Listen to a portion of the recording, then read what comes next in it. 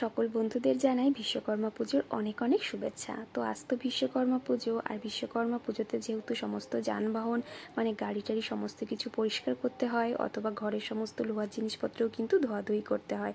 তো সেই জন্য তোমাদের দাদাভাই আগের দিন রাতে কিন্তু আমাদের সমস্ত গাড়ি টাড়ি ধুয়ে রেখেছিল, যাতে পরের দিন সকাল সকাল পুজো করতে একটু সুবিধা হয়।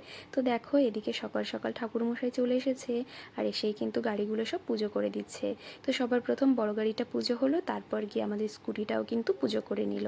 তো ঠাকুরমশাই এসে না সমস্ত কিছু ঝটপট করেই করে নিচ্ছিল। আর ঠাকুরমশাই আজকে তো ভীষণ তাড়া, কারণ আরও অনেক জায়গায় পুজো করতে যেতে হবে। তো দেখো এদিকে সকাল সকালই পুজোটা হয়ে যাচ্ছে, আর এরপর মানে গাড়ির ভেতরেও কিন্তু যেহেতু ঠাকুরের মূর্তি আছে সেখানেও কিন্তু পুজো করে নিচ্ছিল। তো ঘরে আমাদের যত জিনিসপত্র লোহার আছে ওদিকে সমস্ত কিছু আমি ধুয়ে টুয়ে রেডি করে রেখেছি, আর এদিকে কিন্তু গাড়ির পুজো ঠাকুরমশাই করে চলে গিয়েছে।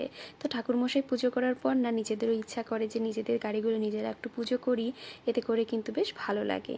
তো দেখো তারপর আমিও কিন্তু আমাদের গাড়িটার পুজো করে নিচ্ছি, আর এরপর ঘরে যে সমস্ত জিনিসপত্র আছে সেগুলোতেও কিন্তু পুজো করে নেব, মানে লোহার জিনিসপত্র যাকে বলে।